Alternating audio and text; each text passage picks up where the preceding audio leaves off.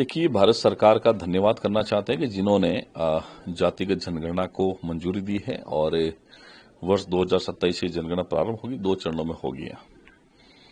मुझे लगता है कांग्रेस के पास में, कांग्रेस के नेताओं के पास में सिवाय प्रधानमंत्री मोदी जी की, मोदी सरकार की और किसी भी भारतीय जनता पार्टी की सरकार की आलोचना करने के अलावा कुछ मुद्दा बचा नहीं उनके पास में।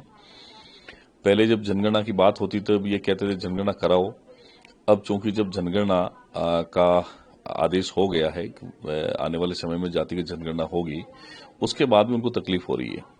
मैं तो इतना ही पूछना चाहता हूं कि जनगणना का काम केंद्र सरकार का होता है और अगर आपको लगता है कि तेलंगाना मॉडल पर जनगणना करनी है तो तेलंगाना ने अपने राज्य में अपने हिसाब से जनगणना कराने का निर्णय लिया है। सेंसेक्स वही रहेगा जो भारत सरकार के गाइडलाइन है उसके अनुसार। हाँ, लेकिन जब वर्ष 2018 से 23 के बीच में कांग्रेस की सरकार थी तो वो खुद ही करा देते।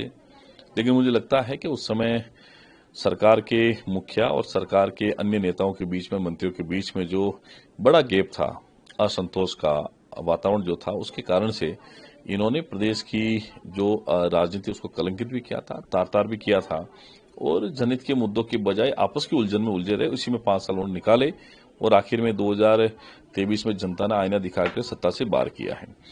तो मुझे लगता है कि कहीं न कहीं नेताओं के कांग्रेस में आपसी खींच मिटाने के लिए ऐसे बयान भी देते हैं और मैं तो कहता हूं केंद्र सरकार ने जो जाति की जनगणना का निर्णय लिया है स्वागत योग्य है। हम उनका धन्यवाद करते हैं। निश्चित ही आने वाले समय में जातिगत जनगणना से पता लगेगा कि अलग अलग जाति के जो लोग हैं वो किस प्रकार के जीवन में रह रहे हैं, उनकी जनगणना भी होगी और उसका जो मानक तय होगा उसके बाद देश की जो हालात है उसमें निश्चित रूप से एक परिवर्तन भी आएगा। जातियों को मैं समझता हूं राजनीतिक रूप से, सामाजिक रूप से जनगणना के बाद उनको संबल भी मिलेगा। एक मंत्री जी, एक वीडियो वायरल हो रहा है आजकल। कांग्रेस के कुछ युवा नेता पुलिस से उलझते हुए नजर आ रहे हैं। हालांकि इसी एक मामले में 2 विधायकों को जेल की सजा भी सुनाई गई इस साल की। इस मामले को लेकर क्या कुछ कहेंगे? देखिए, हमारा देश हो या हमारा प्रदेश हो, ये कानून के आधार पर चलता है। लोकतंत्र के आधार पर हम लोग अपना जीवन यापन भी करते हैं और हमारा दिनचर्या भी चलती है। हमें कानून का सम्मान भी करना चाहिए, लेकिन कभी कभार आप कानून से ऊपर अपने आप को समझने लगते हैं और जोश के अंदर आप ऐसा काम कर देते हैं जो कानून इसकी इजाजत नहीं देता है। मैं सोचता हूं चाहे राजनीति का मैदान हो, चाहे सार्वजनिक जीवन, कहीं भी अगर आप काम करते हैं तो सर्वप्रथम आपको कानून का सम्मान करना सीखना होगा। कांग्रेस की फितरत रही है कि वो कानून के साथ खिलवाड़ हमेशा से करती आई है और अभी अभी जो 2 नौजवान विधायक हैं कांग्रेस के, उनके खिलाफ में सेशन कोर्ट ने 1-1 साल की सजा का आदेश दिया है। हालांकि उनकी बेल हो गई है, लेकिन मुझे लगता है कहीं न कहीं उनके सार्वजनिक जीवन पर एक धब्बा है कि वो गलत तरीके से अपने जो पद है उसका प्रयोग करते हैं। उसके कारण से सार्वजनिक जीवन में अधिकारी जो काम करते हैं उनको दिक्कत होती है। सार्वजनिक जनता को जीवन में दिक्कतें होती है, उनको समझना चाहिए, सीखना चाहिए। लोकतंत्र का सम्मान कांग्रेस को करना चाहिए। हालांकि इनके जीवन में रहा नहीं कभी लोकतंत्र को तार-तार करने का काम कांग्रेस के नेताओं ने किया है, इसलिए इनसे अपेक्षा नहीं की जा सकती, लेकिन फिर भी उनको सलाह है कि वो लोकतंत्र का, कानून का सम्मान करें।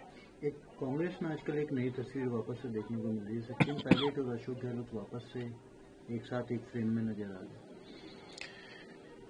देखिए, ये कांग्रेस की अंदरूनी राजनीति का हिस्सा हो सकता है, उनका अलग विषय भी हो सकता है, लेकिन पूर्ववर्ती कांग्रेस सरकार के समय जब ये लोग सत्ता में थे तब हमने देखा किस तरीके से एक दूसरे के खिलाफ में इन्होंने असम्मानजनक शब्दों का इस्तेमाल भी किया था। वो पूरे प्रदेश ने देखा था और ऐसा नहीं है कि 2 व्यक्ति के बीच में ही था, ये पूरी कांग्रेस पार्टी के आंतरिक अंदरूनी कलह का सबसे बड़ा कोई दुष्चरित्र अगर कह दें तो ये पिछली कांग्रेस सरकार के समय हुआ था, जब हाईकमान इनके सामने कुछ नहीं था, इनके विधायक इनके सामने कुछ नहीं थे, इनके मंत्री एक दूसरे के कुछ नहीं थे, इनके मुख्यमंत्री से लेकर उप मुख्यमंत्री सबके बीच में झगड़ा चल रहा था। जैसे तैसे करके उन्होंने 5 साल निकाल लिए, लेकिन आज अगर ये दिखावे की जो राजनीति करते हैं, मुझे लगता है हाथ जरूर मिले होंगे, दिल नहीं मिले होंगे और आने वाले समय में ये पता भी लगेगा कितना असंतोष आज भी इन कांग्रेस नेताओं के मन में है और ये लगातार कहीं न कहीं जाहिर होता भी है कि जब ऑपरेशन सिंदूर हुआ था तब केंद्र सरकार ने बहुत सारे विपक्षी नेताओं को भी भारत सरकार की बात रखने के विदेशों में भेजा था। तब भी कांग्रेस को तकलीफ हुई थी कि भारत की जब राष्ट्र की बात आती है तब हम सब एक होते हैं, एक होकर के काम करना चाहिए। लेकिन जब विपक्ष के नेता गए थे उनको तकलीफ हुई थी और बताया था कि राष्ट्र की बात नहीं करनी चाहिए, तो मुझे लगता है किसी सूरत जायज नहीं है। तो कांग्रेस हो चाहे विपक्षी दल हो, राष्ट्रवाद के नाम पर, देश के नाम पर, देश के सम्मान के नाम पर, देश की एकता के नाम पर उनको एकजुट होना चाहिए। लेकिन ये कांग्रेस की, विपक्षी दलों की फितरत में नहीं है।